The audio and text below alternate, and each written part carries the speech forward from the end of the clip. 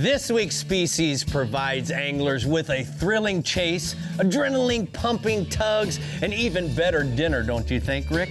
That's right, Rick. We're, of course, talking tuna here on the Florida Insider Fishing Report, which starts now.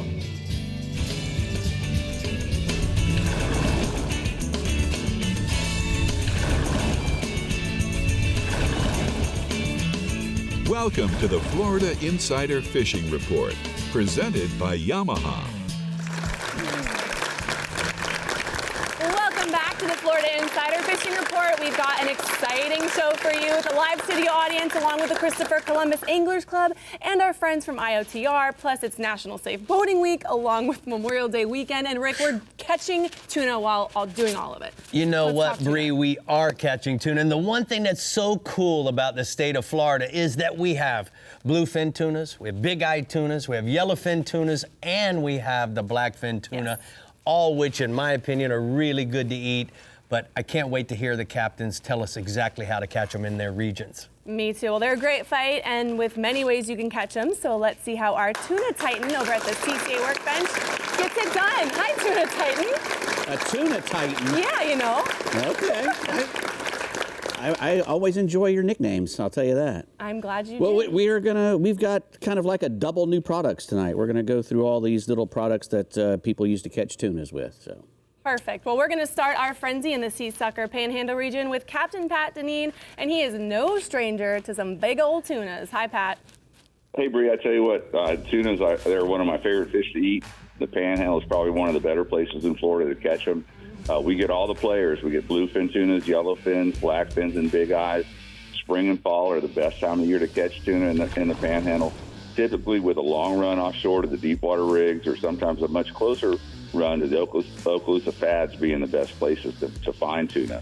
But with that being said, blackfin tunas are caught late winter and early spring near shore, and sometimes off our Gulf side piers, especially the Navarre Pier. The jumbo bluefins are here right now and run well over 500 pounds with briar patch and the work of art. Both sport fishing boats based up here in the northern Gulf killed a big one this past week. And I'm sure the harvest for these bluefins will close soon if they haven't already. But to really target tunas and expect to catch them, a 100-plus mile run to the rigs and drill ships is generally required. While some tuna are caught on the troll, live bait with hardtails or chunking with blackfins, bonitas, or anything else you have are the most popular and productive way to come home with a bunch of tuna steaks. They're typically going to be up current of the rig or drill ship, and you want to use fluorocarbon leaders, a small circle hook. I mean, they're very finicky at sometimes, or you can sometimes a topwater lure like a popper on a spinner rod does really well if they're busting on top. The best bite is usually early in the morning, late in the afternoon, or overnight. And there's a photo I got from Captain Chase Lake on the Team Supreme out of Destin where the big yellowfin they recently caught live baiting around the rig. Some of those big yellowfins like that, they're targeting the blue marlins, and that's the bycatch, so that's not a bad deal right there. It certainly isn't. All right, stay offshore, Pat. What else you got? Yeah, Rick, the king mackerel fishing is as good as it's been in years, and the kings are being caught throughout the Panhandle. For the last few years, they were kind of, hey, where'd the kings go? But so far this year's looking really good. Live baiting over natural bottom areas and 80 to 100 feet of water has been best with live cigar minnows and herrings, bait of choice. The baits can be caught just outside the inlet using sabiki rigs like we spoke about last week. Nostril hook your minnows on a stinger hook rig, slow troll them around the buoy lines or move a little bit offshore on some natural or man-made structure, 60 to 80 feet of water. The bite has been good with a lot of schoolies and the 8 to 10 pound kings. So I know Brady Bowman on the boat up in Destin, he had a pretty nice catch of kings today with a couple smokers involved. Moving inshore but staying with the mackerel, the Spanish mackerel have been filled into our bays, and some big ones are being caught. You're going to find the Spanish on the flat edges and the points. The edge of the runway flat, Black's Point, and State Point in Choctawhatchee Bay are all productive areas to find these Spanish.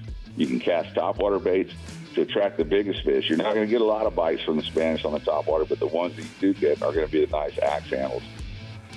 But the best way is to be chumming the edges and the points with live filters and menhaden. It's going to definitely produce the best action. Free line your baits on 40-pound leaders or use a trace of wire. There's a photo of Roy Jones with a big, just at dark Spanish mackerel from Choctawhatchee Bay, and it looks to me like that sun is definitely set in that picture. moving it or staying inshore, Rick, flounders, they're targeted in the fall, but quite a few are being caught right now. Anglers targeting flounder are fishing live baits on bottom around the dockings, sand potholes. The seawall at Port St. Joe is at the port in St. Joe Bay is always a great place to find flounder. Use bull minnows, pilchards, small menhaden on a Carolina rig with a tail hook, or you can go with a curly tail or paddle tail soft plastic. I like to, enhance that soft plastic with a bull minnow or pilchard, kind of, get double dip, I guess. And then the nighttime giggers are also getting their fair share of flounders, and they're also picking up a few sheepshead and blue crabs as a bonus. Thank you so much, Pat. Great report. We're going to go ahead and take a look at the hot spots from the Panhandle region. Pat says that the big speckled trout are on top water baits at first light on the grass flats and the channel edges around Black's Island, Port St. Joe Bay. And then offshore, less than 2 weeks of amberjack season left. Catch a mess of hardtails for bait and fish them over wrecks in 150 to 300 feet of water, Bree. All right, well, if you plan on tuna for dinner in the Front Runner Boats Northeast region, there is no time like the present to go and get some. Talk to us, Tommy.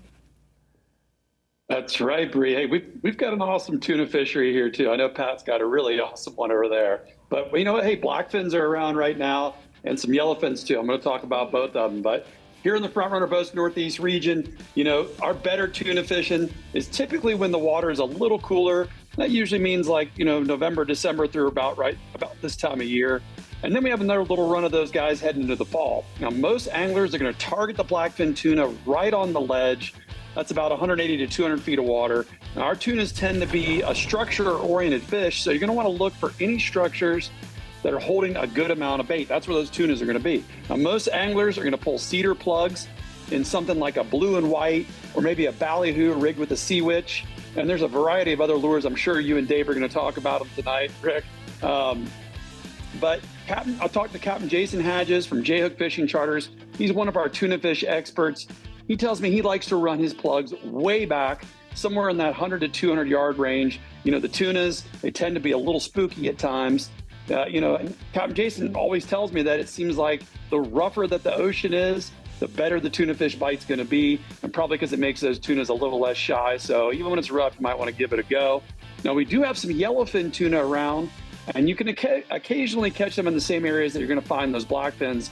But really, if you want to target those yellowfins, you're looking at a long run to the east side of the Gulf Stream. Now, we've seen quite a few big yellowfins in my region here, and it seems like every year more anglers are giving it that long run a go. And it is a long run to the other side of the Gulf Stream, but it can totally be worth it when you get into some of those big yellowfin tunas, because most of them that I've seen come to the dock this year, they've been 40 to maybe even up to 80, 100-pound range. And I've got a photo here. Our buddy Captain Gibb from Lureman, he sent me this picture of Buddy Tillis with a nice yellowfin that they caught on the other side of the Gulf Stream last week. And I think that's right at sunrise. Those guys leave at like 2 o'clock in the morning or something. They're kind of crazy. That's beautiful. But staying offshore, guys, I spoke to Captain Jimmy Layler from the Legend Fishing this week. And man, Jimmy and his crew have been absolutely slaying the offshore fish this year. It's been crazy. He's been bringing in some huge mahi as well. Now, Captain Jimmy says the mahi season, you know what? It's just about over.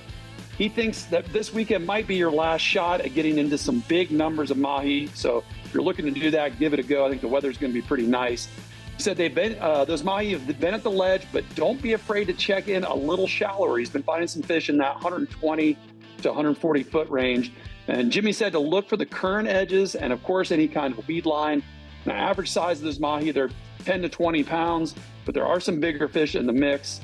And speaking of bigger fish, and a lot of them, I've got another picture here. I would say that Captain Jimmy's customers are going to have a major fish fry after this haul of big mahi they caught aboard his boat, the Legend. I mean, they could probably feed the whole town there with They that better. catch. You're making me hungry, boss. All right, let's go inshore. I know. Yeah, man, the trout bite really picked up for me this week in St. Augustine. Top water plugs. That's been my client's go-to for the trout and the redfish really this week when the conditions have been right. I talk about it a lot. That Berkeley Jaywalker been working well early and then late in the day during those low light conditions. That color right there you're holding, Rick, that is a killer right there. They love that thing. But we've also been catching some nice sized trout just using the good old float with a live shrimp or a mud minnow underneath it. Now, any small small run out that's coming off some of these bigger flats that when the tide's coming out with a little bit of current flow, they've been holding those trout in those areas, especially the ones that have some finger mullet funneling through them. Now the silver trout are also covering up the nearshore wrecks, the ones that are within about 10 miles of the beach. Any live bait, shrimp, mud minnow, mullet, anything like that on a 1/4 to 1/2 ounce jig has been working well for those silver trout on those nearshore wrecks. Now also inshore, the flounder have really started to show up in better numbers here. There's some bigger fish showing up as well. The inlets, the rocks, the docks, any other kind of structures around those inlets have been hot spots for the flounder this week. A big mud minnow or a finger mullet on a fish finder rig, that's going to be my go-to and probably one of the more popular setups for those guys. The key is to fish on the bottom really, really slow. Now, sometimes that's going to mean using quite a bit of weight, especially if you're fishing on those inlets and heavy current. Now, if you're not on the bottom, you're not going to find those flounder. Now, most of the flounder have been in that keeper size range, and there are some big fish mixed in there. We've caught a few this week, and I've got a picture of a big one here. My buddy, Captain Steve Cascio, he sent me this picture of his client, Mark Eddington, with a doormat flounder that he caught at the St. Augustine Inlet this week. Yes, he did. That's a really nice one. All right, thank you for all the pictures, Tommy. Just like every week, we're going to go ahead and take a look at the hot spots from the strike zone northeast region. Tommy says that inshore, the flounder at and around all the area inlets use mud minnows, finger mullets on a fish finder rig with enough weight to get to the bottom. And then offshore, go to black fins and those mahis at the ledge, Brie, and catch them. Catch them. All right, get ready for the Shoreline Showdown Surf Fishing Tournament Series presented by Fish Bites. 4 tournaments, 1 championship, and over $75,000 in guaranteed payouts. You can fish for a chance to qualify to compete for the title of the Ultimate Surf Angler. We're halfway with 2 tournaments down, 2 more to go. So for more information, visit shorelinesshowdown.com to check out all the dates and locations coming up.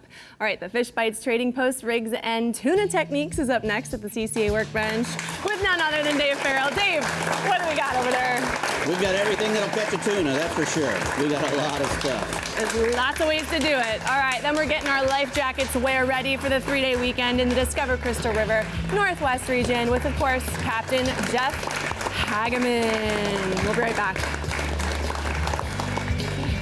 The Florida Insider Fishing Report is brought to you by Yamaha. Reliability starts here. Fenwick. Feel everything. Sirius XM Marine. Weather. Fish mapping. Entertainment. Penn. Let the battle begin.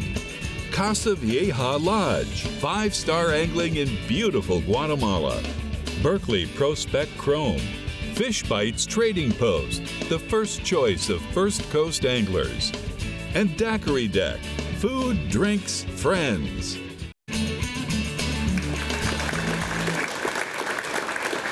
So as you can see, we're here at the CCA Workbench, and it's time for the Fish Bites Trading Post Rigs and Techniques, Dave. Yes, sir. It is. Well, they're clapping so loud I can't hear myself think. I know, exactly. It's so awesome. That's good. So what we're going to start with is when you're fishing for tuna, tuna is one of those red-blooded fishes that never gives up. It's worse than an amberjack, in my opinion. They never stop fighting. They don't have a swim bladder, I don't believe. So they fight all the way to the boat. So you got to have something strong to catch them with. And if you want to torture yourself with some spinning gear, this is what you want to use right here. This is the Authority spinning reel. It's the new Penn standard. It's their best spinning reel line, best in class for smoothness and sealing. It's got precision cut stainless steel gears all through it. You can submerge this in water. It's completely sealed, body and the spool. It's got a full metal body, so it's not gonna, shift or torque when you catch a big fish and you're putting a lot of drag on it. And it's just a really good reel. And it's got a Penn Carnage 3 rod, a spinning boat rod, which is really powerful. It's very thin for how strong it is. Aluminum reel seat, again, because you need to have that strength when you're fighting a big heavy fish. And it's got a big aluminum metal gimbal on the back too, because you're going to want to use a belt when you're catching a big tuna fish. And I loaded it up with some Berkeley 40-pound braid as the backing. Right. And then I top shotted it with the Berkeley Prospect Chrome.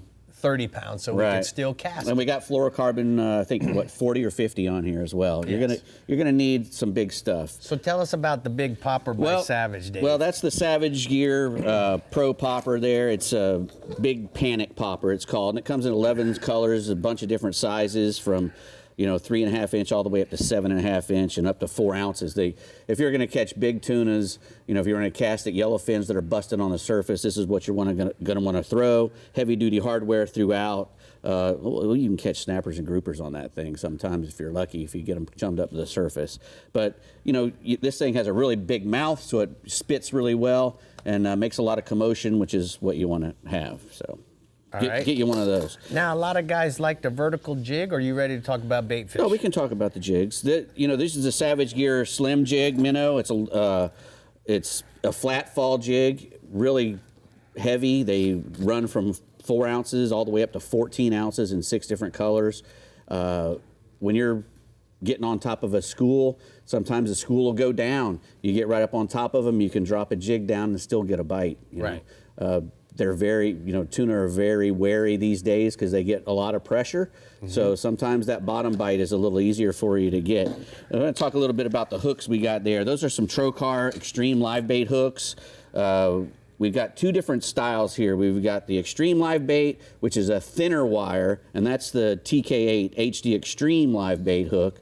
And then we have just the regular ones there that are just the Extreme Live Bait hooks. And you can tell the difference because not only in the size of them, but the wire is a little thicker. If you're using smaller baits and you want your bait to stay alive a little better, you go to just the Extreme Live Bait hook because they do have a forged shank and everything. They're still strong. Welded eye on the heavy both of them have welded eyes, but if you're really catching those big tunas, tunas over 40 pounds, you might want to go with those HDs because that's not going to bend out on you. You know how much drag you use. You're not going to bend out that hook. And they're American made in Denver, Colorado. And you get the TK7 or the TK8. You could also use one of these primal circle hooks.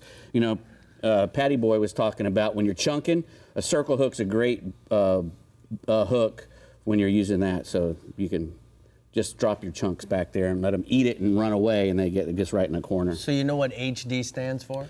Heavy duty. Hot damn, because we got dinner on the line, Bubby. There you go. All right, Brie. Hot damn. Hot damn. Okay, that was a hot damn workbench segment. All right, Captain Jeff Hagman is getting us all tuned up for the Memorial Day weekend in the Discover Crystal River Northwest region. So, Hag, let's hear it. Hot damn. Hot damn, it's tuna time. Here we go. And it's right now. Mostly blackfin tuna. We get the occasional yellowfin. Most of our tuners are going to be caught from 80 feet of water and out. You want to look for frigate birds. A lot of fish can be caught behind shrimp boats right now when they're dumping their bycatch first thing in the morning before they go to bed. So they'll dump their bycatch and bring the blackfin tuna and bonita and sharks. You're going to have to weed through a few of those to get to those blackfin tuna. You can also catch them on high relief structures. They'll hold them as well. Good well full of sardines or threadfin herring free line behind the back of the boat with a lot of chum. We'll bring them up right behind the back of the boat over those artificial reefs and wrecks. Another thing Dave was talking about, those butterfly jigs work really well out there too on those deep water wrecks. The yellowfins are going to be a little bit further out off the shelf. Trolling naked ballyhoos, big lip plugs, feeder plugs, and tremblers will all work for them. All right. So what else you got for us offshore, Bub? The permanent bite's been really good right now over the reefs and wrecks, and anywhere from 35 to 60 feet of water. The middle of the week right now, all these crabs are flushing out first thing in the morning. First thing in the morning, early in the low light hours, and late in the afternoon on the outgoing tide. You can dip some crabs up and go offshore, get on these wrecks. Pass Grill, John's Pass, Egmont Channel will all be having crabs flow out of them, so you can dip them up before you head out or dip them up the night before. You want to use anywhere from 25 to 30 pound fluorocarbon leader, 6 feet of it. Get a good stretch of leader there because those permit are really weary. So a nice 4-aught truck over snooker hook will work really well over the wrecks. And the permit right now are ranging anywhere from 15 to 30 pounds. And I've got a photo here of a nice permit. That looks good, Bub. Man, that looks like a happy guy. All right, let's go inshore. Yeah.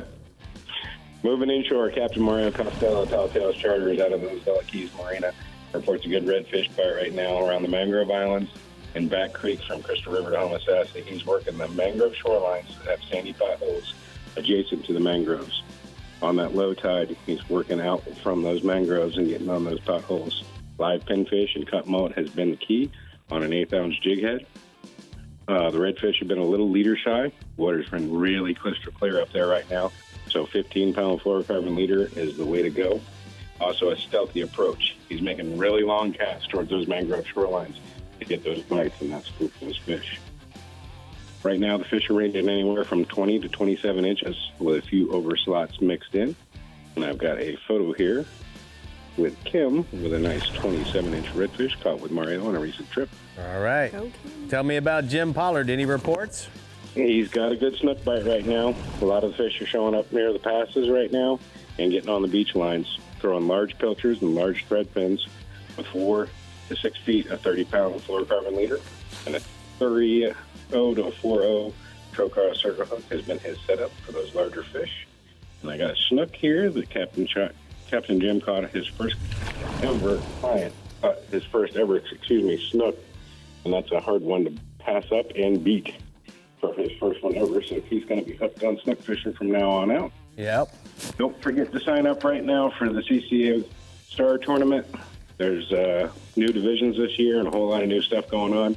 Snook, trout, and redfish divisions, and then $500,000 in prizes. So get registered for that and win some money and win some boats. All right, thank you so much, Jeff. Great report from the Discover Crystal River Northwest region. We're going to go ahead and take a look at Ozella Key Marina hotspots from the Northwest region. He says the snook bite in the lower part of the region on the outgoing tide is what you want to do. Make sure you use a pinfish or sardines. And then offshore, the mangrove snappers in 30 to 70 feet of water over high relief structure. Use a tailhook jumbo shrimp or a sardine for bait. Well, like Jeff mentioned, we are only a few days away from the start of the CCA Florida Star Competition presented by Yamaha. The 100-plus day competition offers $500,000 in prizes and scholarships and includes a division for all types of anglers. Yes, even tuna species can be entered. And of course, if you land a star-tagged redfish, you could win a boat, motor, and infinity trailer package from Contender, Deck Cat, Spider, or micro-draft skiffs, or a Sea-Doo Can-Am package. Land the first star-tagged dolphin and win $10,000 from Tigers Outriggers and gear. Get registered today at ccaflstar.com. But you know what? The real legend, Central East Region, is coming right up with your report first, along with a special guest from IOTR. And then we're seeing what kind of action the Casa Vieja Southeast Region has in store for us with Captain Jimbo Thomas from the Thomas Flyer, of course. I'll be back.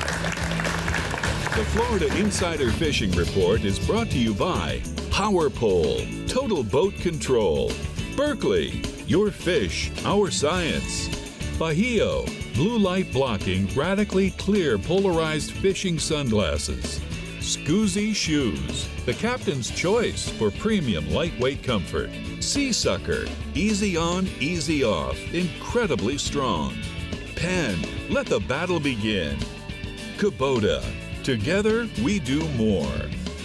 And the International Order of T. Roosevelt, protect your right to fish.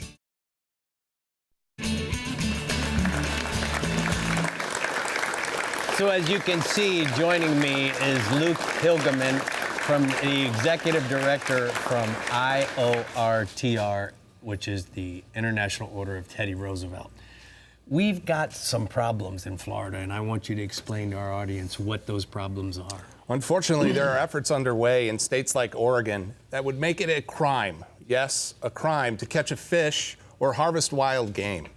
The people of Florida have an opportunity in front of them this fall to make sure that fishing and hunting are forever protected here in the state of Florida. So how are they going to be able to do that, Luke? So these efforts, they're radical efforts out there that really believe that catching a fish or harvesting wild game are somehow inhumane.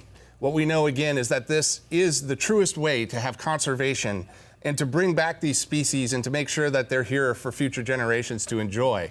And we have to protect these pursuits to make sure that they are here in Florida forever. So in November, we have a chance to vote, but we have to fill out a petition. So how do we go about that? You go to SaveFloridaFishing.com. We have over 50,000 people here in the state of Florida who signed the pledge to vote so far, but we want to make sure that this thing gets as much support behind it to make sure that fishing is forever protected. On the in Florida. state level, they already voted for it. 154 to 1. 154 to 1 it passed. Guys, it's a no-brainer. If you want to continue to fish, you want to continue to hunt in the state of Florida, we don't want to be able to allow these guys to even have a voice with us.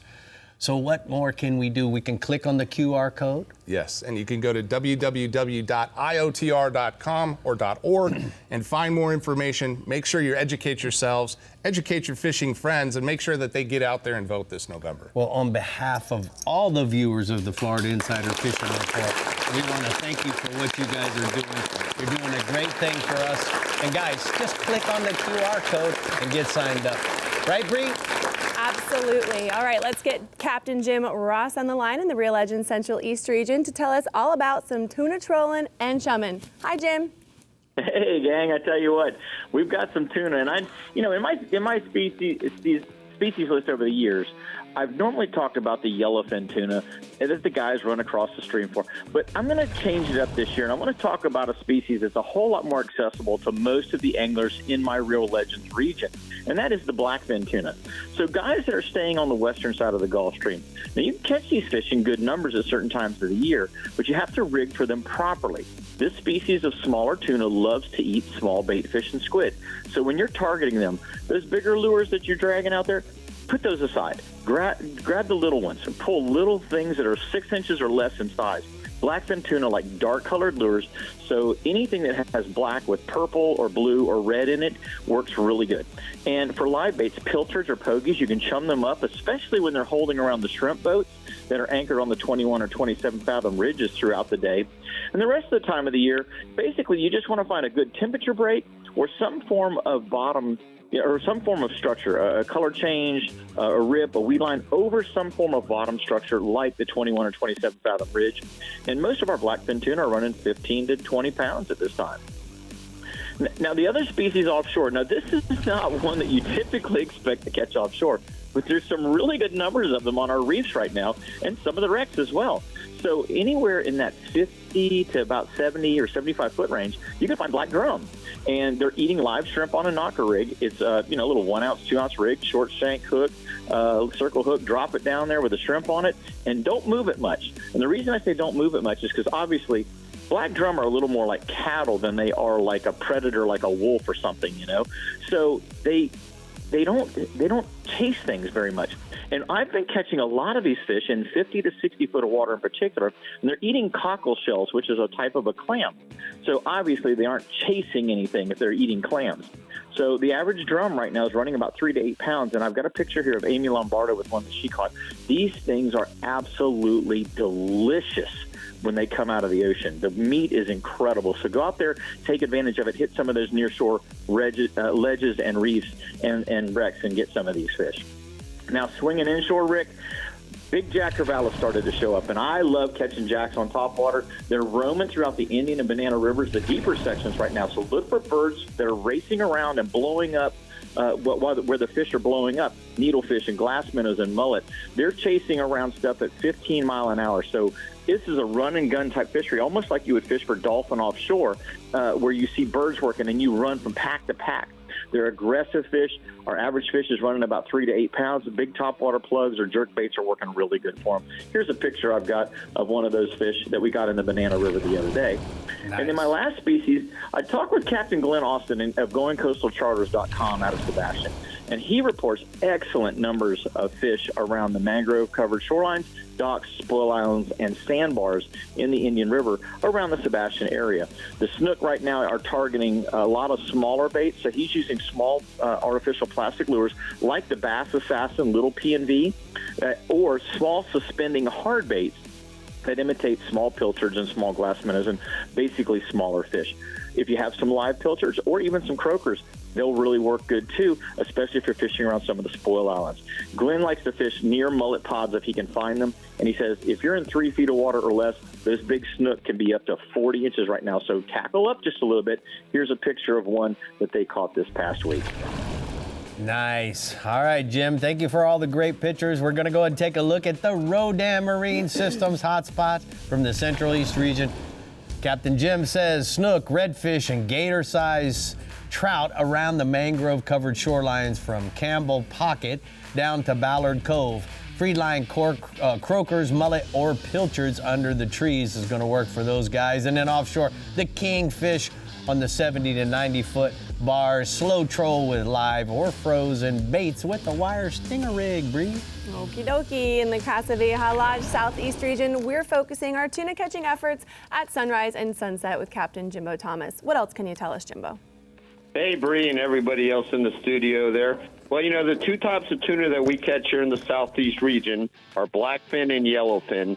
And unfortunately, we don't catch too many of those yellowfin. Now, in February and March, there's some bluefin sightings, but they're usually not targeted. But the blackfin are the most common, and we do find them throughout the year. But late April through mid-July is when we do catch the most and the biggest blackfin tunas. And we generally can get blackfin bites throughout the day, but since tunas are low-light feeders, early in the morning and late in the afternoon until dark are typically the best times to target them, as well as on overcast days. Now, in the past week, we've been catching 15 to 25-pound blackfins, been using live herrings, pilchards, and sardines and goggle eyes. Under the kite is going to work best, but if there's not enough wind, you can flatline them or drift them. And best steps have been roughly 100 to 300 feet of water. Now, on the Thomas Flyer, we use 20-pound pin tackle, 30 to 40-pound fluoro leaders, and 5.0 to 6.0 circle hooks. And if you can catch enough pilchards or other baits to chum with, live chumming will definitely help get them going. Now, there's also been a few blackfins caught on the troll using rig baits, small lures, and lures, but the fish on the live baits are generally going to be much, much larger. Now, I got a photo here of an awesome yellowfin tuna caught by Colston, Dillon, and Lawrence. This one's estimated about 140 pounds, and it was caught off Miami on 20-pound tests. I think they fought it for about 2 hours, so spectacular catch there. But you don't catch yellowfin tuna. I said rarely we catch them. Well, that's a good one. All right, tell us about the kingfish, Jim. Some of the best kingfish action that we see here in the Southeast region is around the full moons of May, which is yesterday and today. And throughout the region, kings from 10 to 30 pounds and larger, they're being caught on live herrings and pilchards, goggle eyes, sardines. Fish them under the kite once again, or you can drift them. Best depths are like 90 to 180 feet. Also put a deep line down because there are some king bites out on the deep line. Now on the south end, best bite seems to be from Holliver Inlet south to Triumph Reef, which is a pretty broad area. And then in the north end, best bite is in the Hillsborough area. Also a big bait like a Speedo or a big blue runner, double hook it, free line it, drift it back there. That's what you can get those big kings on. Bite's been steady throughout the day, but like the tunas, if you can get out there early in the morning, fish late in the afternoon, that's when you got a shot at one of those big smoker kings. Got another photo here. This is roughly an 18-pound king caught a couple days ago by Ethan. He is fishing with us, and he's from Naples, Florida. All right. Now, moving inshore, this is the last week to keep a slot-sized snook, and they've been biting in the inlets, also around the lit docks and bridges and the mangrove shorelines throughout the whole region. In the inlets, drift in the jetties in the evenings with live mullet, pinfish, and herrings. You want to use a Jupiter rig, or you can use artificials. Flare hawk jigs are a great choice. And the fish have been slot and above slot size. And the tide doesn't really matter as long as it's been moving. Then around the bridges and docks, you want to work the shadow lines with live baits, swimming plugs, also soft plastics, and the outgoing tide has been the best. And remember, limit is 1 snook per person, and that slot size between 28 and 32 inches. And then in the evenings and early mornings, there's been tarpon in the inlets and around the bridges, and they've been feeding on live shrimp, crabs, and mullet. Tide, again, isn't much of a factor as long as it's moving. And around those bridges, the outgoing tide has been the best.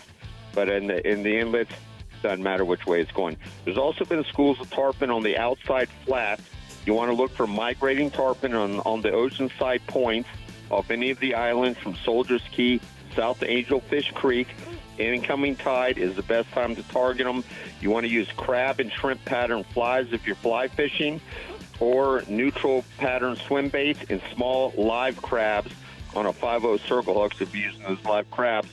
And you want to work the bait slowly through the school or cast in front of the school and make a very slow retrieve through them. All right, Jimbo, thank you so much. Great report from the Casa Vieja Southeast region. Now it's time for the Black Oak LED hotspots. He says that drift live crabs around the lit bridges in the inlets and also in any of the deeper holes in Biscayne Bay for the big evening tarpon, and then go offshore, fish live baits under a kite or on the drift in 90 to 200 feet of water late in the day for blackfins, kingfish, and even a sailfish. I just love Jimbo. Rarely. He takes you up and then he takes you down. brings you right And then he back takes you back up and I then back know. down. It's like a roller coaster I ride know. on the Thomas He Flyer. really is. All right, the Key West Marlin Tournament is coming up July 17th through the 20th for your shot at fishing for some serious cash in the sun-drenched Florida Keys. This is more than a competition. It's a high-stakes adventure with hundreds of thousands of dollars up for grabs. Join the ranks of fishing aficionados in the grand tradition of Hemingway himself. Get registered today at keywestmarlin.com. But next, Dave is getting ready for the Memorial Day Taco Marine new product sale at the CCA Workbench. What? Show us a sneak peek, Dave. These are Murphy size. I can always hang these for my rear view. Oh, low blow, which is where he goes. All right, and then we're seeing how the Takeuchi Keys region likes to catch him up with Captain Rich Murphy. Get those vessels ready for your Coast Guard safety check, and we'll be right back. How'd you like? The Florida Insider Fishing Report is brought to you by Alta Equipment Company, where uptime matters. Ameritrail, load, launch, relax. Abyss Battery, power your pursuit. Rodan, set it, forget it, catch more fish. Discover Crystal River, Florida. Bass Assassin and Saltwater Assassin, best lures, period. And Maverick Boat Group, makers of premium boat brands Maverick, Hughes, Pathfinder, and Cobia. Well, it's time in the show for the Taco Marine new products here at the CCA Workbench. And you know what, Dave? Let's just hop right into it. I'm really excited about some of this stuff. Well, then we're going to start there with that portable LED clamp-on navigation light combo. You know, salt water and electricity rarely, mix together. And a lot of times, the first thing that'll wear out on your boat is your nav lights. So Correct. This is a really good thing to have just in case your nav lights are out, or even if you just want to have a little John boat and you don't want to, keep a permanent set on your boat. Right. These are clamp-ons. You can move them and put them wherever you want. They're battery operated. It's got the stern and the bow lights in there. They got little nice clamps that come with it, and you can put them in all different ways. And it just enhances your safety and visibility at night. And it's also, these are complies with all the navigation regulations for proper signaling. They have 3 AAA batteries in there. They're LED, low amp draw, so the batteries last a long, long time. It takes 3 AAA batteries. This is a great backup for guys that fish Exactly. tournaments, because if your nav lights don't work, they will not let you go until safe Right. light. And guess what? Sometimes that could be 30 minutes later. I just had to get a new set put on the front of my boat because of that. So Yep. Next, we have the large recycle waistband from Seasucker. This is the CCA version, the Give Back Color Collection. Don't tear it apart now. No. Anyway, they got these nice big 2.5-inch circles on the back, the Seasucker vacuum sealers. It ain't, once you put it on something, that is not gonna move. This is made to put your cans and your water bottles, your recyclables in there. We usually fill up a live well or a bucket, and if you're running, stuff goes flying out. And I can turn around and go get that crap, and you should too. But this red one is the CCA one. 25% goes to the CCA, the purchase price. They also have an orange one for the Pediatric Cancer Foundation and a blue one for Heroes on the Water. So you can support your cause. Exactly, and this, it's a great waste receptacle to keep all your stuff where you want to keep it, and keep it out of the water, especially. Right. Seasucker.com. If you need one, you get to give money back to conservation through Seasucker. Right. Seasucker.com/collections. It's in there. Okay. Next, we got the Scoozy shoes, the men's Del Marina. Very nice looking shoe. Looks, form, and function all in one spot. Incredibly light and comfortable. They only weigh like 6.3 ounces, half the weight of a regular deck shoe. Water resistant, full grain leather on the top there. A breathable mesh. They dry very quickly. Very quickly. And a non-skid on the bottom, and it's non-marking as well. Correct. Real thick sole, so they're impact resistant. You're in a center console or something, pounding out there. It's like you're standing on a nice mat already. So they come in 3 different colors: navy brown, tan beige, and gray navy. They got anti-odor, antimicrobial, although I've been able to crush that anti-odor on any shoe I've ever had. They run small. Well, there's a challenge. Exactly. They run small. Let's make sure we get your size. They run just a little bit smaller, half size, larger if you just got a regular foot. If you got an extra wide foot, go ahead and get a full size bigger up. So go to Scoozy. ScoozyShoes.com to check those out. Last but not least, let's talk about these beautiful squids. Well, these are Fathom offshore vivid squids, and they're engineered to be some of the best squids on the market. To put them into teasers, they're designed specifically for dredges, chains, spreader bars, tuna fishing. A lot of guys pull squids out there just to get them to come up and see what they got. That oversized mantle fins and the main tentacles really, vibrate and make a lot of splash. They're loaded with UV additives, so they really emit a UV glow when they're in the natural sunlight. They got a really heavy reinforced nose up at the top here, and what that does is it keeps your swivels and if you want to put a sinker in it or even a couple beads or whatever, keeps them from pulling through, because that's the weak spot in a lot of squid, and they got a big ball of rubber up there or whatever that stuff's made out of. And you like this off-center kind of wobbly? Yeah. It just it makes gives you more. Exactly. We want that. Spray. We want that thing to spray and kick up a lot of fuss, and you can put them in a nice long chain. Rig them backwards so that the mono is bending backwards. I like to do it that way so that they really stay up on the surface and make a lot more noise when you're pulling So them. what's this F stand for, Dave? Fathom Offshore. Nope. Fantastic, Dave. You've been messing up all night, Brie. FathomOffshore.com. What is You happening forgot over hot here? damn and F. Oh, come on, Hot Dave. damn. Okay, Could have Dave. said something else. You like my nicknames. The new one is Anti-Odor Crusher. Yes, How about that I'll one? crush it. You gave that one to yourself. All right, there are a ton of ways the Takeuchi Keys region takes on the tuna, so let's find out how Captain Ridge Murphy's doing it. Hi, Ridge. Here in the Alta Equipment region, tunas come in all shapes, sizes, and colors, from football-sized blackfin tunas on a vertical jig to the occasional yellowfin tuna or even a bluefin tuna in the spring months on the kites. Springtime and early summer is the most common time of the year to catch tunas, but mostly blackfins, ranging from 8 pounds to 30-pound meatballs. Tunas is definitely one of our favorites down here in the Keys, and guys will chum for them with live pilchards or dead baits drifting on the humps or anchor or bump troll on the large wrecks. You can also kite fish with a big spread if the wind allows you to, but scale baits like threadfins, pilchards, and sardines are candy for tunas. Use a 30-pound to 50-pound leader with an offset Eagle Claw circle clip, and sharks are a problem, so make sure that you use short little pumps and keep that handle turning. I got a photo of Captain Chase Barnador with a nice blackfin tuna that he caught on a charter the other day. That was his customer. Nice. All right, what else you got offshore, bub? We got permits on the wrecks, so look for a wreck schooled up, floating in big schools, and floating and mooning on the surface. Throw crabs in a light spinner and have one ready with a couple split shots. That way when they sink down, you can still get down to them. Use a light leader, and that way you can get the bite. But the sharks, again, they're pretty bad and they're pretty aggressive, so try to put some heat on them if you can. I have a photo of Philip Mann from Frontrunner Boats, and that's his first burn he ever caught. All right. All right, let's go inshore, bub.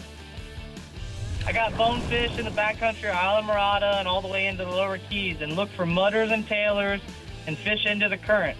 Stop the boat short of the fish and throw a big lead out in front of them, and it's okay not to move your bait. Give it time for the fish to approach it, and then in the process of coming tight, you reel as fast as you can for 10 seconds and lift the rod up real high and make sure you keep his head out of the grass and keep the head out of the rocks, because he's definitely going to want to dig down.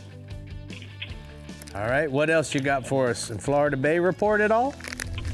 Yeah, man, out front of Florida Bay, we got a large body of trout. Look for big muds around the edges of the channels and into the lakes. Use a 7-foot Fenwick Pro Elite medium to medium light rod with a 1/4 ounce jig head under a cork, fish bites, hammerfish shrimp.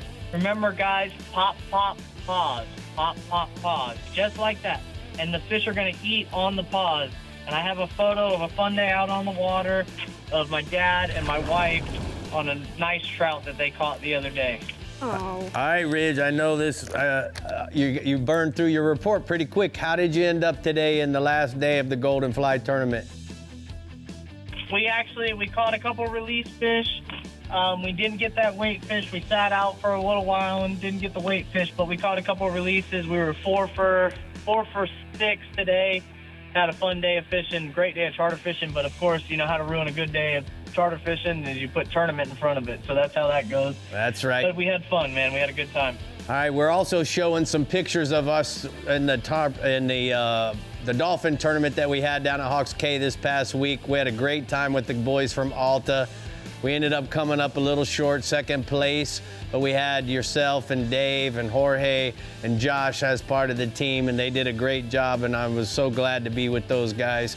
You're doing a good job, son. I appreciate everything. We're gonna go ahead and take a look at the hot spots from the Florida Keys region.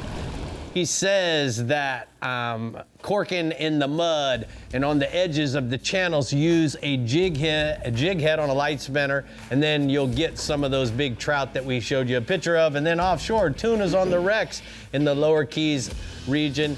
Anchor up in the current, let it sink those baits down, and then you might want to start some chumming. I didn't get a chance to talk to him before we went on the air because he didn't answer his phone, and then I got busy with everybody here. It's kind of cool, though. I know, it's all right. Yeah. All right, now it's time to check out some more tournaments going on in the Florida Keys. First is the Skipper's Dolphin Tournament, where teams compete in Key Largo for over $50,000 in cash prizes, including $20,000 for the first place team with the highest combined weight of 3 mahi-mahi. Next, we have the 31st Annual Lower Keys Chamber of Commerce Dolphin Tournament, June 7th through the 9th, where anglers contend for over $35,000 in cash prizes and awards.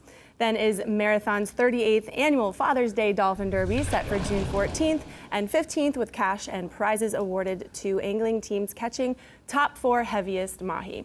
And last is the University of Miami Sports Hall of Fame and Museum Celebrity Fishing Tournament, set for June 20th through the 22nd in Isla Mirada, with notable personalities in attendance. Cash prizes are on tap for the top 3 teams catching the highest combined weight of 3 mahi. For more information on these Keys tournaments and more, head to flakeys.com. Notable faces, huh? I wonder who it's going to be. Brie, yes. Ridge is fishing all the tarpon tournaments down in the Florida Keys. The fly fishing is what they were doing the last 3 days. And, they had some weather to deal with, but I'm really impressed with the numbers. He came up short. The way this tournament worked is you had to catch a fish over 70 pounds in order to take your release points and add into your total thing. He didn't catch a 70-pounder or bigger. He was, but he had, had 2 fish on Monday, and then he had 4 fish today. So he had 6 fish in the 2 days, which is pretty good fly fishing. It's pretty good. Yeah, He's a Murphy. What are we going to say about that? Proud Papa, Proud Papa, I know. All right, it's time to stroll over to the West Coast and visit our Alto Equipment Southwest and StarTron Central West region captains when we return, so stay tight. And remember to keep up with everything fishing in Florida. Head to our website, like us on Facebook, follow us on Twitter and Instagram, and to see new adventures with reports, subscribe to our YouTube channel, Captain Rick Murphy. Scan that QR code. We'll see you soon. The Florida Insider Fishing Report is brought to you by StarTron. Start, run, and store with StarTron. Berkeley, your fish, our science. CCA Florida, the voice of recreational anglers for over 35 years. Front Runner Boats, performance-built offshore fishing boats made in the USA. Takeuchi, from world first to world leader. The Florida Keys and Key West. Come as you are. Murphy's Law Sport Fishing. Book your trip today at murphyslawsportfishing.com. And Strike Zone Fishing.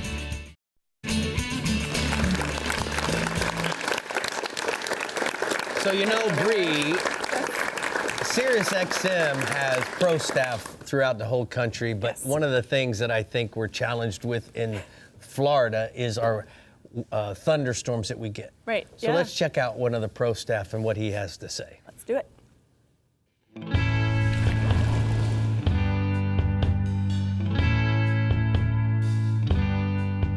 Hey, I'm Captain Greg Poland, based out of Isla Mirada, Florida. We call it the sport fishing capital of the world, and I run a 25 contender bay boat. So I'm on the water a lot down here in the Florida Keys. We have great weather year-round, and I probably spend 250 days a year or more on the water. I run Garmin Electronics with a GXM 54 weather receiver. So guys, a lot of times here in the Florida Keys, you'll be close to shore, but many times running out in the Everglades or even running offshore, you're going to be out of cell service. So having the SiriusXM on the boat just gives you the weather reports everywhere I go in the Florida Keys and the Everglades National Park. When I'm way deep in the Everglades or way offshore, looking at my chart plotter, I can see exactly where there is, whether it's coming in, and just work around it to get back to shore safely. Running a small boat, there's no way to put radar on here, but with SiriusXM, I have better than that. I can see storms way out. I can navigate around dangerous issues. It pops up with warnings all the time, so it stops me from fishing to look over to see what's really going on. So many times we're out fishing and we see these storms, but we don't really know how big they are. So when I see it and I see a lot of lightning bolts pop on the screen, or I get the weather warnings, I know that, you know, it's time to get out of here. And as you'll see from some of my pictures, sometimes we're running in and navigating around the storms. You spend enough time on the water, if you don't have the stuff on your boat, you're really missing the boat. You know, and also in a family-oriented business, I take charters out that could be small children, older people, a little bit of everything. So the big thing in a small boat in the tropics is weather. We're going to have weather, but with the SiriusXM on here, I can navigate around that stuff. I know my clients feel safe. Not only listen to some good music, but we can stay out of that bad weather. It's easy having SiriusXM. We got everything. I mean, you like rap, you like rock, you like talk radio. What's not to love? This service gives me total situation awareness to make the right plan. You just can't put a price tag on the peace of mind that SXM weather gives you. When you're out on the water, it's just a no-brainer. I use it every day of my life. Get limited time $300 rebate on the SiriusXM Marine receivers and subscription activation when purchased by June 30th. Minimum subscription terms apply. Learn more at SiriusXM.com/FIFR. So there you have it from Greg Poland, Brie, and how he uses it every day. You know what? I certainly love your Real Legend shirt. It's my favorite color. We're all in blue Real Legend shirts. I love it. Yes, we are. All right, it's looking like a great red, white, and blue weekend in the Alto Equipment Southwest region. So let's find out what Captain Ronnie Houston is catching. Hi, Ronnie. Hey, you know, the theme species this week's tuna, and, you know, according to Captain Gordy Watson on Lucky Strike Fishing Charters, you know, he tells me at this time of the year, the tuna fishing can be very sporadic. But a couple suggestions he'll tell you is you can really catch them outside 30 miles. And typically you want to target wrecks, maybe some ledges or hard bottom. But also look for these fish to be moving in groups, and a good way to find that would be looking for birds and concentrating on bait schools. But if you're out grouper fishing or snapper fishing out past 30, you can always put out a flat line with a live bait and use cigar minnows or herring or even a pinfish. Now, you can also catch tuna out deeper. A lot of guys like trolling plugs, your darker colored plugs, and skirts. But one of the main keys is always keeping your eyes out open, keeping them open on your way out to the fishing grounds. Most importantly, birds, bait, and look for jumping fish. But one of the keys to that is always have some live baits ready in your live well, a good bait spade ready. So if you see something like this, you'll be ready to start throwing bait at some of these tuna. And I got a prime example of some nice tuna being caught by Captain Gordy Watson, Lucky Strike Fishing Charters. Next species is going to be the permit. You know, calm seas and clean water, permit bite has been great according to Captain Gordy Watson and many other captains that I've talked about in the last couple of weeks. These guys are targeting wrecks and artificial reefs anywhere from Marco to Fort Myers Beach. Some guys tell me you can catch fish as close as 5 miles, but you can even run out to 30 miles. You know, I always talk about the live crab. Even though the fish love the live crab, he's telling me right now Make sure you have some shrimp. Some days these fish are finicky, so you have to use a variety of baits, crabs and shrimp. Some days they'll eat the shrimp and won't touch the crabs, so have a variety or some bright colored bucktails on hand. And if the water is clean, you also might have to drop your leader size down to 30-pound fluorocarbon. And a couple permits caught recently by Captain Gordy, prime example right there. The inshore fishing report. You know, the redfish bite is improving right now from Goodland south to Pavilion Key, fishing the outer Gulf Islands. But if it's blowing on the outside, and we've had a lot of these west winds, concentrate on fishing your middle bays, fishing oyster bars, deadwood, pointwood currents, and concentrate seriously on those areas of deadwood. Now, all these areas, it's best to fish them before the water gets too high. When our water gets too high, these fish get way in the back. So if that happens and the water's high, coming lines, pilchards, and using cut baits on knocker rigs to keep the bait stationary. If you're throwing artificials on that mid-tide, Berkeley jaywalkers right now in the mullet or pilchard colors seem to be working. You can also use gold spoons for the flash and reaction bite, but old school, bright colored bucktail stipper shrimp is also getting the job done. And a fish recently caught while fishing out of Naples with Captain Chris McCubbin. So the redfish bite's improving. Last species is going to be the tarpon. You know, the bite's actually all good all through the region if the weather stays moderate. So to the south, your passes and outer Gulf ledges on the lower water from Lossman's River to Coon Key. Depths right now from 4 to 10 feet of water. Mark with a stump bass anywhere from the beach line out to 20 feet. And the passes and bridges at night with good tide movement. Now, best baits of choice have been live crabs, herring, pilchards, pinfish, or free-lined or under a quart. But you can also throw a variety of artificials. And guys, they're catching them on a variety of artificial swim baits anywhere from 5 to 8 inch. And a nice tarpon release in the last week while Chris Flattery. Guys, be safe. There's going to be a lot of boats out on the water this weekend. Make sure of all your safety gear. Keep everybody safe and enjoy this Memorial Day weekend. So, Ronnie, you're up north somewhere. Where are you? And you're pre-fishing. We got time for a question. What are you doing? So I'm up here on the border of Jacksonville and Fernandina Beach. The weather's been terrible. The tides have been high. The northeast winds have blown the tide in and kept the water high. The last couple days, I haven't caught any redfish. I'm fishing the Elite Redfish Series Solo Tour. Guys are complaining that the fish is no good. I haven't caught any, but I'm going to run some old history. And one of the main things I'm going to do is be patient, put down my power pole, and try to catch some of these fish. It's been tough, but I think if I keep my head in the game, I'll be weighing in the next couple days. All right, well, I'm putting my money on you, Midnight. Thank you. Good report. Thank you for taking time out of your pre-fishing to give us this report. We're going to go ahead and take a look at the battery tender Southwest hotspots. Ron says inshore. Trout, Bull Bay, Turtle Bay, the West Wall fishing grass and potholes with artificial shrimps. Paddle tails with noise-making corks is going to catch those guys. And then offshore, red groupers, Wiggins Pass, the Redfish Pass, and 95 to 105 feet of water using cut bait and live pinfish. Ronnie's such a pro. Yeah, he is. I love Ronnie. He's been a pro his whole life. I know. All right, there's nothing like a good tuna frenzy in the Startron Central West region. So let's see what we got to do for some blackfin action with Captain Jeff Page, who's also a pro. Okay, yeah. Hi, Jeff. Hey. Yeah, we don't have the variety of tunas that they do up in the Panhandle and over on the East Coast, but we do have that blackfin tuna, and it's the best time of year is right now. It's been going on for a few weeks, even up to a month, and it goes on through midsummer. And a lot of the captains like to get out there real early in the morning and look for bird action, look for stuff frothing on the top, very similar to the bonita. And their bodies are shaped the same. The tuna's a lot better eating, of course, and it can be anywhere from 90 feet out to 200 feet plus. Most of the time you're going to see birds, you're going to see action early in the morning or late in the evening. Now, midday, Captain Chris Seeger says it's a good idea to keep a flat line ready while you're bottom fishing, because a lot of times they'll come up, or you can troll lipped plugs or feathers in and around hard bottom areas where you've had action before, or maybe you've seen some bird action. Again, early morning, late in the evening, and if there's a shrimp boat around, that's a bonus. I've got a really good photo tonight of Captain Derek Engel with a really nice, colorful blackfin that he got deep water jigging, Rick. I think he got that down 200 feet plus. Whoa. Wow.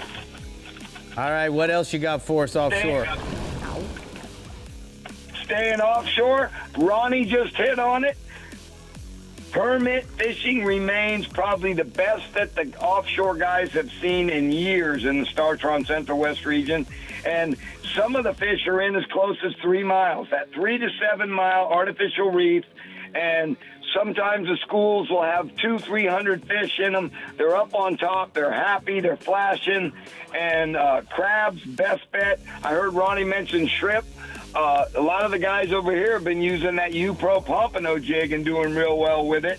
And the tip that I'll give you that they all insist really helps is the new anchor lock mode on all the new modern trolling motors. It allows you to jockey around that reef without having to drop and pull an anchor and position yourself just right to where you can get your baits to those fish. Captain Will Osborne had some stellar days last week in that 3 to 5 mile range off Cortez, and that picture tonight is Captain Will himself with a full-grown permit he caught off Bradenton Beach. Wow, that's a biggie, buddy. All right, let's go inshore.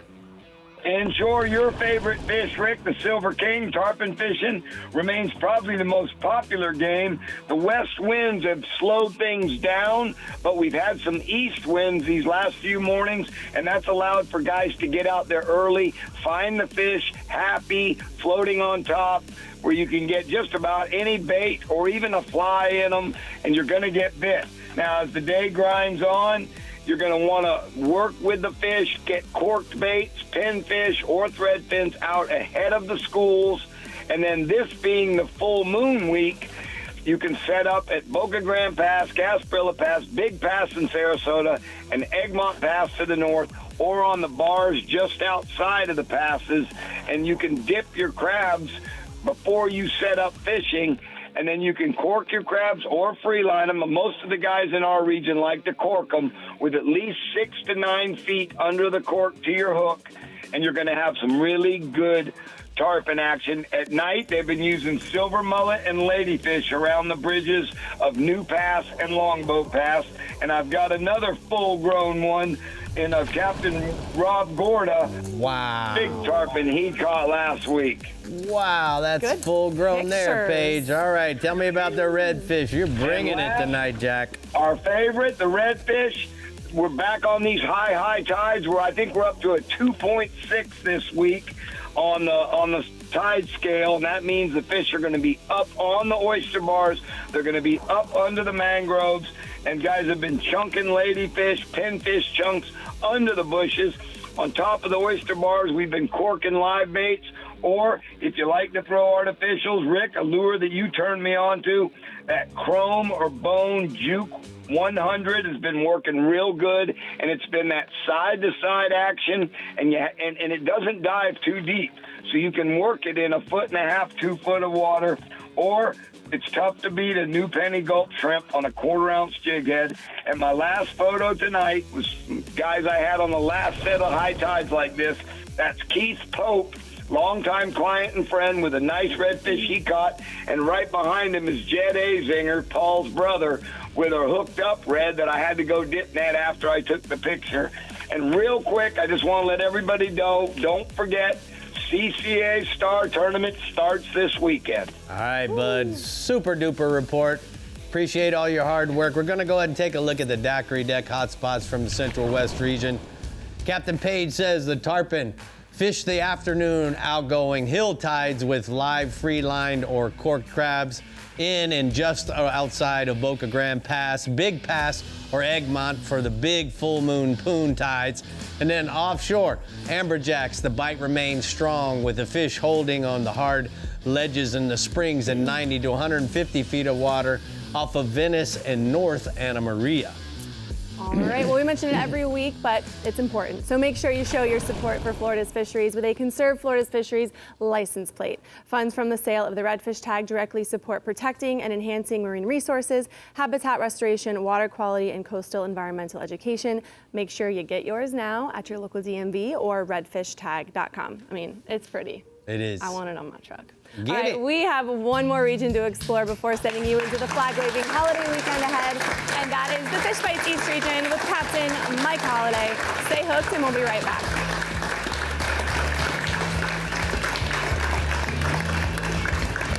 The Florida Insider Fishing Report is brought to you by Yamaha. Reliability starts here.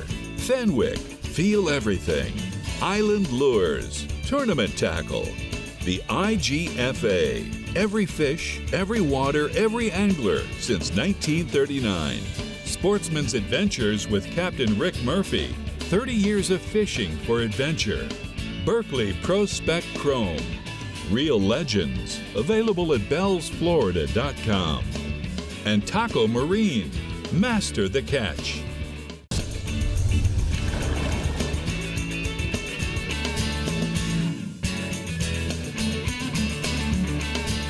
Today's Power Pole tip of the week is about the sportsman's.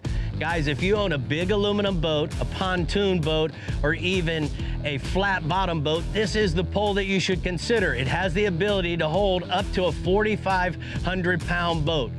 Keep in mind that it has also a great quiet pump, as well as it comes in a matte black finish and an 8-foot model. The other thing that I love about it is its price point. A single pole is only gonna cost $1,299. So if you're considering buying a shallow water anchor, you might wanna look at the Sportsman's. And remember this, the Sportsman's has all the great features that all of our other power pole anchors have to offer. You can simply go to your power pole dealer nearest you, or you can go to powerpole.com, and that's today's Power Pole tip of the week.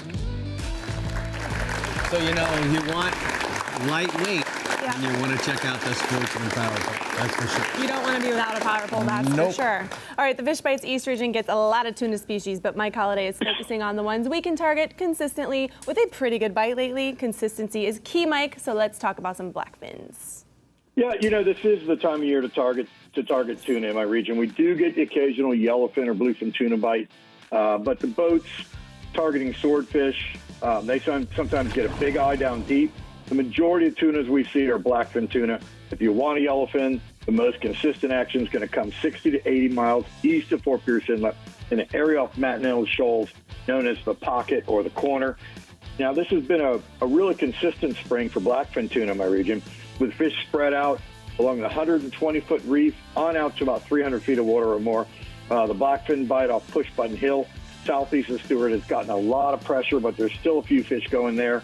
And blackfin tuna have large eyes and feed more on top at dawn and dusk in those low light conditions.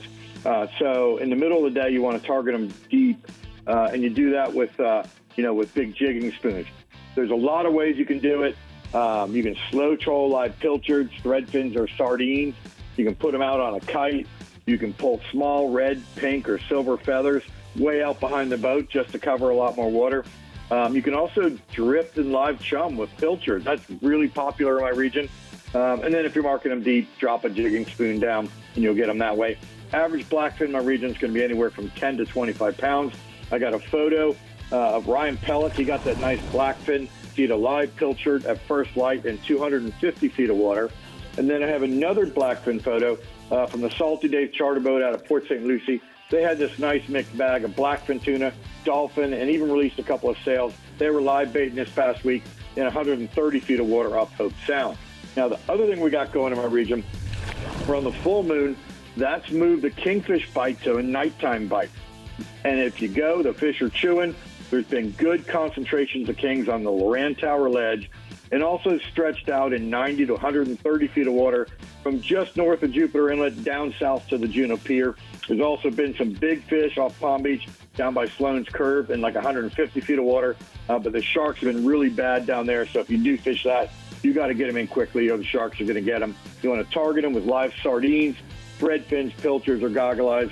Put them out on a number 4 wire stinger rig or a triple hook monofilament Palm Beach rig. The bite will get going as the sun goes down, and then it'll go all night once the moon gets up.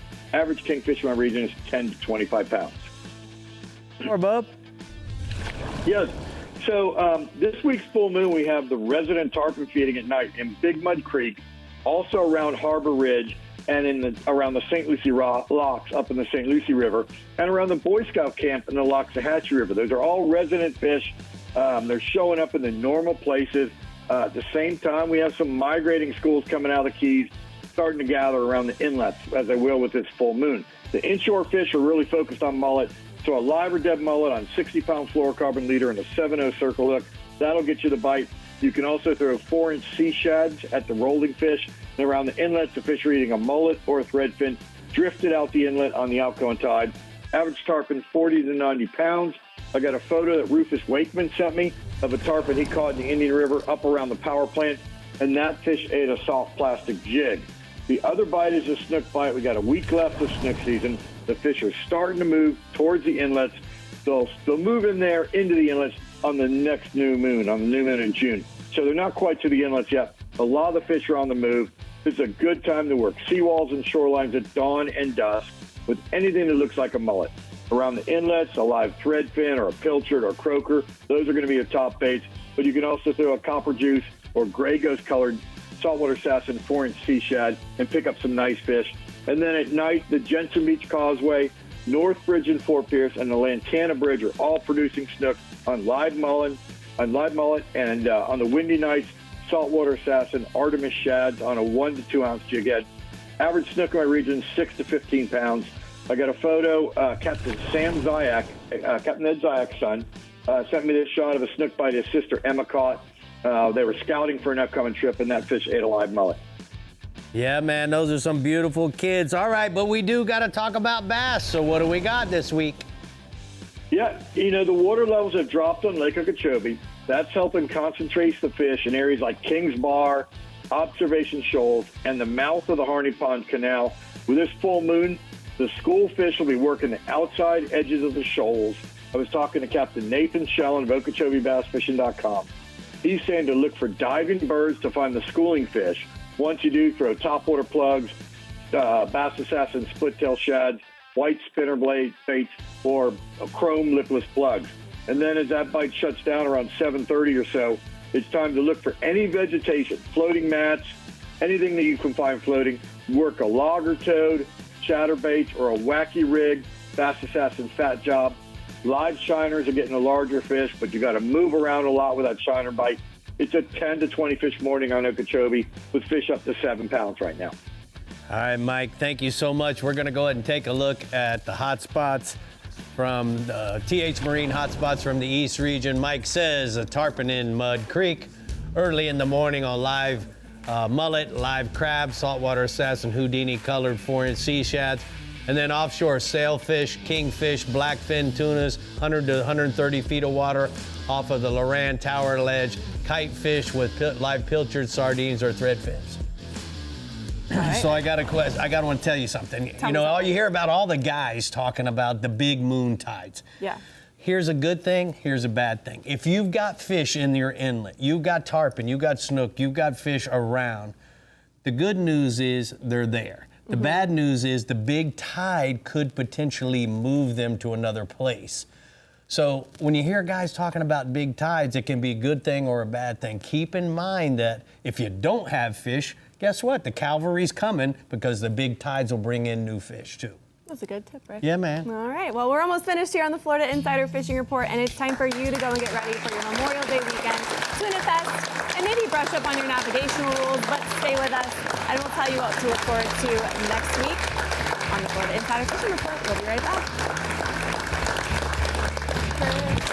All right, well, next week we're talking trout, so make sure you tune in. But you know what? We talked about the Fish Bites Shoreline Showdown. And Dave, you were just at that tournament up in Destin this weekend, so why don't you give us a quick little rundown of it? They did a really good thing. It was really bad weather on Saturday, so they changed it to Sunday, which was really great because Saturday was really, really bad. I woke up on Saturday morning to thunder and lightning and, 20-mile-an-hour winds blowing into your face. Oh, giant waves. Giant waves. So they made it on Sunday. It dawned a beautiful day. The sea was still a little rough, but there was a lot of fish in it.